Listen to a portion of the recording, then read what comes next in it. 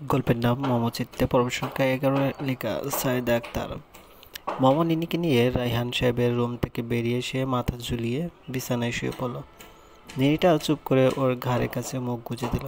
মন খারাপেও হেসে ফেলে বলল, নিনি সুরসুরি লাগছে। তারপর কাছে নিয়ে একটা আদর দিয়ে বলল, এবার যদি বিয়ে হয় তাহলে তোকে নিয়ে যাব, কিন্তু বিয়েটা করছে কে? আমি করব না, এমনিতেই করব না, তার উপর ওই খচ্চরটা আছে বাড়িতে, তাই না? বল নিনি, ওই খচ্চরটা থাকলে তুই রাজি হতি? নিনি ম্যাও করলো একবার।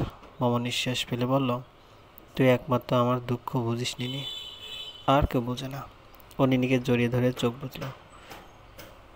বৃষ্টির ডাকে ঘুম ভাঙলো। তাকিয়ে দেখলো রুমে আলো জ্বলছে, বাইরে অন্ধকার হয়ে গেছে। কতক্ষণ ঘুমিয়েছে বুঝতে পারলো না। নিনিটাও নেই পাশে। বৃষ্টি বলল, ওঠ, নাস্তা করবে, দুপুরেও তো কিছু খাসনি। খাওয়ার কথা বলতে ওর পেট কো কো শব্দ করে উঠল। ও উঠে ওয়াশরুমে চলে গেল ফ্রেশ হতে। বর্ষা টেবিলে নাস্তা আনছে, মাদুরি খেলা পাকোড়া ভাজি করছে, রান্নাঘর থেকে তেলের আওয়াজ আসছে। ও বসার রুমে আসতে নিনিকে দেখতে পেল, কী নিয়ে যেন খেলা করছে। গিয়ে দেখলো একটা বল নিয়ে খেলছে, ওর সাথে খেলতে যাচ্ছিল। বৃষ্টি ওকে টেনে টেবিলে বসিয়ে বলল, আগে খেয়ে নে। ও বসে বলল, আব্বু কোথায়? মাদুরি খালা রান্নাঘর থেকে এসে বললেন, খালু তো রুমে শুয়ে আছেন, তুমি খাইয়ে নাও মা। মোমো চুপচাপ খেয়ে উঠে গেল। রায়হান সাহেবের রুমে গিয়ে দেখলো তিনি মুখের উপর হাত রেখে শুয়ে আছেন। কিছু বলবে বলবে করেও না বলে চলে এলো।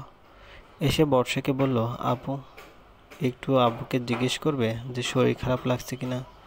তুই গিয়ে জিজ্ঞেস কর, হঠাৎ আমাকে বলছিস? এমনি দেখো না কেন শুয়ে আছে, তা না হয় জিজ্ঞেস করব। তোর আর খালুর মধ্যে কি কিছু হয়েছে? না না। তাহলে দুজন এভাবে চুপ হয়ে আছিস? আরে কিছু না, আমি রুমে যাচ্ছি। মামা রুমে চলে এলো। ওর পিছনে পিছনে নিনিও এলো। ও নিনিকে কোলে নিয়ে বলল, নিনি, আমার সাথে কেন এমন হচ্ছে বলতো? বিয়ে করা কি এতই জরুরি?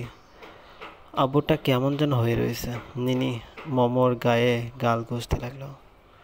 হঠাৎ মামার ফোনে কয়েকটা মেসেজের শব্দ হলো। ও তাকিয়ে দেখলো একটি অপরিচিত নাম্বার থেকে ওর হোয়াটসঅ্যাপে মেসেজ আছে। মামা নিনিকে রেখে ফোন হাতে নিল। এর মধ্যে 3-4টা মেসেজ চলে এসেছে। ওপেন করে দেখলে মেসেজ দিয়েছে, কেমন আছো, কি অবস্থা, সবাই ভালো আছে? মামা মেসেজ করে জানতেছিল, আপনাকে কি আমি চিনি? মামা, আমি আলিফ। আমার নাম্বার পেয়েছেন কোথায়? আদিত্যার ফোন থেকে। ও দিয়েছে না চুরি করে নিয়েছেন? মামা, কেন মেসেজ দিচ্ছেন? আমাকে তো ঠকিয়েছেন, এখন কি বউকেও ঠকানোর ইচ্ছা হচ্ছে? মামা, তোমার সাথে একবার দেখা করতে চাই। আমার ইচ্ছে নেই, প্লিজ একবার, আর বলবো না, শুধু একবার দেখা করো। মামা কী ভেবে বলল, কালকে অফিসের লাঞ্চ আওয়ারে কথা বলবো, তবে 10 মিনিট। আলিফ তাতেই রাজি হয়ে গেল। তাতেই হবে। মামা একরাশ বিরক্তি নিয়ে ফোন লক করে বিছানায় ফেলে দিল। একে তো বিয়ের প্যারা, তার উপরেই প্যারা, ভালো লাগছে না। রাতে খাওয়ার সময়ও রায়হান সাহেব আগে আগে খেয়ে শুয়ে পড়লেন। মামার ব্যাপারটা মোটেই ভালো লাগছে না। কালকে ছুটি নেওয়া যাবে না। সবে জয়েন করে পরপর 2 দিন ছুটি গেছে অফিসে। এভাবে ঘন ঘন ছুটি নিলে ব্যাপারটা খারাপ দেখা যায়। না হলে কালকে ছুটি নিয়ে ডাক্তার দেখিয়ে আনতো তাকে। কি সমস্যা হলো কে জানে। রাতে ঘুমানোর আগে রায়হান সাহেবের রুমে একবার চক্কর কেটে এলো। তাকে দেখে মনটা আপনিই খারাপ হয়ে গেছে। আম্মুরটা ছেড়ে চলে যাওয়ার পর বাবাকে ছাড়া একটু থাকতে চাই না ও। আর আজ বাবাকে অসুস্থ দেখে আরও মন টানছে। তাকে ছেড়ে কী করে যাবে?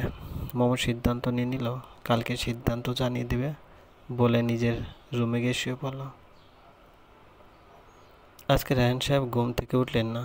মামা জিজ্ঞেস করতে মাদুরি খালা বললেন, আমি ডাকছিলাম, খালু করলেও পরে উঠবো, তাই আমি আর কিছু কই নাই। ও নাস্তা করতে এসে দেখলো বর্ষা আর বৃষ্টি রেডি হয়ে খেতে এসেছে। ওদের দেখে বলল, রেডি হয়ে কোথায় যাচ্ছ? বর্ষা নাস্তা করতে করতে বলল, তোমার ভাই না খেতে পেয়ে মরে যাচ্ছে, তাই যেতে হচ্ছে। মামা খানিকটা হেসে বলল, কখন যাচ্ছ? এই তো খেয়ে 10 মিনিট পর বের হয়ে যাব। আচ্ছা, সাবধানে যেও। দ্রুত নাস্তা সেরে তৈরি হয়ে নিল মামা। ওর দেরি হয়ে যাচ্ছে, লেট হয়ে গেলে ঢুকতে দেবে না। জুতো পরে একবার রায়হান সাহেবের রুমের দিকে তাকিয়ে বেরিয়ে গেল। আজকে 5 মিনিট আগে এসে পৌঁছালো। কালকের কালকের বাকি ফাইলগুলো শেষ করতে করতে আরও কাজ এসে জমেছে। নতুন ঢিলে কাজ চলছে, সবাই ব্যস্ত সময় পার করছে। গত 2 দিন মোমো কফিতে চমক দিয়ে খেতে খেতে কাজে মন দিল। 9টার সময় রিয়ান অফিস এলো। সবাই দাঁড়িয়ে স্বাগতম জানালো। কেউ কেউ কংগ্রেচুলেশন জানাতে লাগলো এত বড় ডিল ফাইনাল হওয়ার জন্য। মোমো এতই কাজে ডুবেছিল যে রিয়ানের উপস্থিতি খেয়াল করেনি। পাশ থেকে তোশিফা ওকে গুঁতো দিয়ে বলল, মোমো, এই মোমো। মোমো না তাকিয়ে বলল, স্যার এসেছেন। তো? আরে দাঁড়িয়ে কংগ্রেচুলেশন জানা কেন? রিয়ান তোশিফাকে চুপ করিয়ে দিয়ে ওর টেবিলের সামনে দাঁড়িয়ে রইল। ওকে পর্যবেক্ষণ করতে লাগলো, কিন্তু ও কাজে এত মনোযোগী যে রিয়ানকে খেয়ালই করছে না। রিয়ান গলা ঝেড়ে বলল, মিস মোমো। গলা খেয়াল করে তাকাতে উঠে দাঁড়িয়ে বলল, জি বলুন, কি সাহায্য করতে পারি? তোশিফা পিছন থেকে আবার গুঁতো দিয়ে বলল, আমাদের ছোট স্যার। মোমো বুঝতে পেরে বলল, সরি স্যার, আমি নতুন তাই চিনতে পারিনি। রিয়ান হেসে বলল, ইটস ওকে, বসে কাজ করুন। মোমো খেয়াল করলো রিয়ান হাসলে ডান পাশে টোল পড়ে। দুপুরে লাঞ্চ ব্রেক হতে মোমো বেরিয়ে পড়ল। অফিসের লাঞ্চের জায়গায় যাওয়াটা সুবিধাজনক নয়। আলিফের সাথে দেখাকে কখন কি মনে করে। কুৎসা রটাতে মানুষ সময় নেয় না, এ কান ও কান করে দ্রুত ছড়িয়ে যায়। আলিফ অফিসের বাইরে দাঁড়িয়েছিল ওর জন্য। ওকে নিয়ে বাইরের একটা রেস্টুরেন্টে গিয়ে বসলো। লোকেশনটা অফিসের কাছে। বসার পর আলিফ জিজ্ঞেস করলো, কী খাবে? এখানে খেতে আসেনি, যা বলার বলুন। একটা রেস্টুরেন্ট এসেছি অথচ না খেয়ে চলে যাব? খারাপ দেখায় না। 1 কাপ কফি? ওকে। আর কি? যা বলার সরাসরি বলুন। এত বনিতা ভালো লাগছে না। কি বলতে চান? তুমি রিয়ানকে বিয়ে করতে রাজি? কেন, আপনি চান না বিয়ে হোক? ঠিক তা নয়, রিয়ান বেশ ভালো ছেলে, তোমার সাথে ভালো মানাবে, তুমি বিয়ে করতেই পারো। তাহলে জিজ্ঞেস করছেন কেন? কোন অধিকারে জানতে চাইছেন? আমাকে মাফ করে দাও মামা, আমার তোমাকে এভাবে ছেড়ে যাওয়া উচিত হয়নি। হঠাৎ 1 বছর পর এই কথা?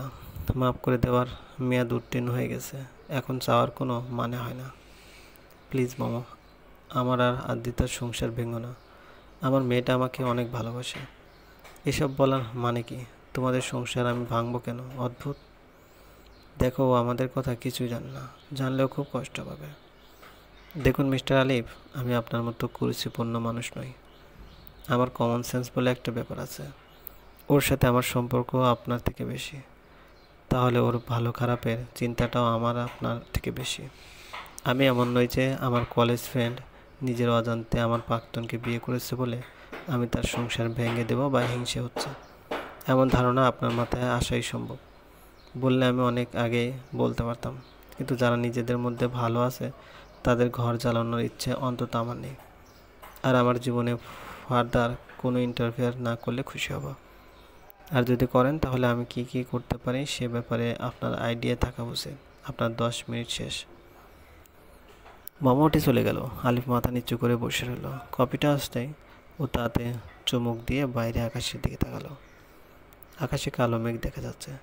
মামা নিজের টেবিলের কাছে আসতেই রিয়ানকে দেখতে পেলাম। সে টেবিলে থাকা মামার ফ্যামিলি ফটোটা দেখছিল হাতে নিয়ে। ও আসতে ওকে লক্ষ্য করে একটা হাসি দিল। মামা কাছে এসে বলল, কিছু বলবেন স্যার? বলো মিস্টার।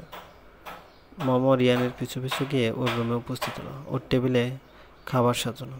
রিয়ান নিজের চেয়ারে বসে মামাকে বসতে বলল। মামা চুপচাপ এসে বসলো চেয়ারে। রিয়ান বলল, খাওয়া শুরু করো। এত খাবার আমি খাবো? ও মা, আমাকে বাদ দিয়েই দিলেন, ভালো, এবার খাবার নিয়ে খাওয়া শুরু করুন।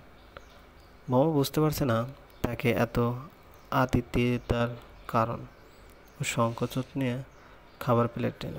প্রথম চামচ মুখে দিতে রিয়ান প্রশ্ন করে বসলো, আলিফ ভাইয়ের সাথে আপনার কী সম্পর্ক? চলবে।